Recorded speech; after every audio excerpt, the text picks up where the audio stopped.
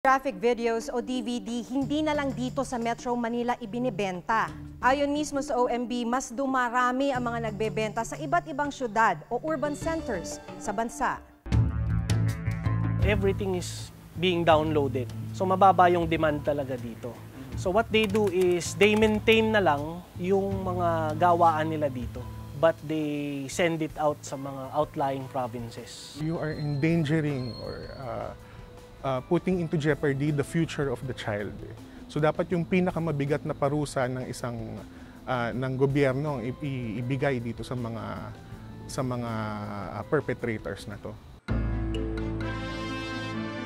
Sumasabay din daw ang bentahan sa modernong teknolohiya. Bukod sa DVD, libo-libo rin daw ang kinikita ng mga producer sa mga videong inilalako sa mga flash drive o USB. Kung USB, saan ibebenta? Iba po sa probinsya na dadala. Ang USB, nasa 4,000 to 5,000. Marami ba to? Marami po. At bukod sa mga flash drive, online na rin ang bentahan ng mga pornographic videos. Ang masaklap, ang mga kawawang biktima walang kamuwang-muwang, nakalat na pala ang kanilang mga video online. Sa pag-aaral na World Porn Revenues ng website na top10review.com, lumalabas na pang-8 Pilipinas sa may pinakamalaking kita sa paggawa ng pornographic video. Tinatayang nasa $1 bilyong ang kita sa paggawa ng ganitong mga video at sinasabi na may mga dayuhan at Pilipinong sangkot umano rito. Sa buong mundo, nasa $97 billion naman nakabuang kita ng mga gumagawa nito. Ang tanong, bakit patuloy ang ganitong kalakaran sa kabila ng pagkakaroon ng mga hensyang nakatalagang pumigil nito? Meron ngang mga ganitong programs in place against child pornography pero hindi naman alam ng mga tao, so wala siyang ano. And most of the victims of child pornography, of exploitation, of abuse are those in the grassroots level.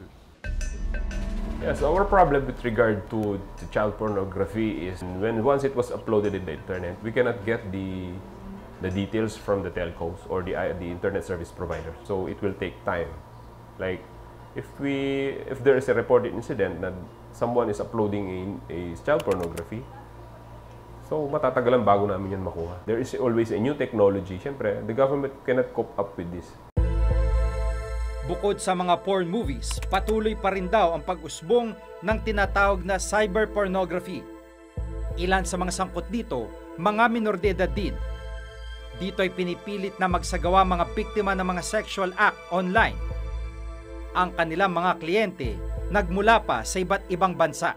Sa pag-aaral ng Virtual Global Task Force, lumalabas na isa ang Pilipinas sa 10 mga bansa na may pinakamalalaking merkado para sa child online pornography. Naglabas din ang PNP Anti-Cybercrime Division ng listahan ng mga lugar kung saan pinakatalamak ang child online pornography.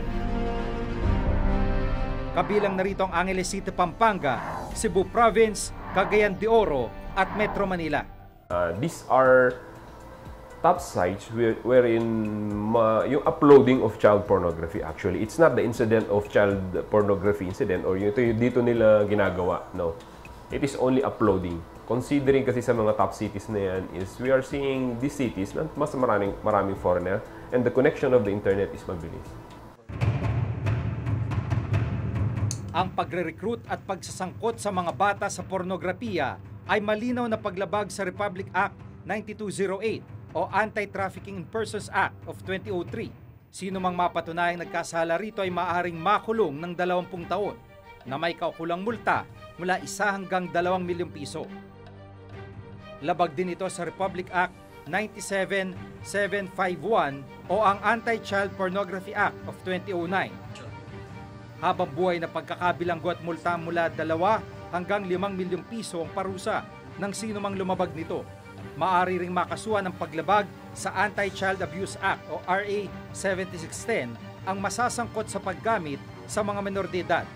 At dahil online na rin ang bentahan ng mga video, labag rin ito sa bagong batas ng Anti-Cybercrime Law. Sa dami ng mga batas na ito, lumalabas na kakaunti pa rin ang nahuhuli at na-convict na mga sangkot sa kalakaran ng paggawa ng pornographic materials. Right now we have a special case na we were able to entrap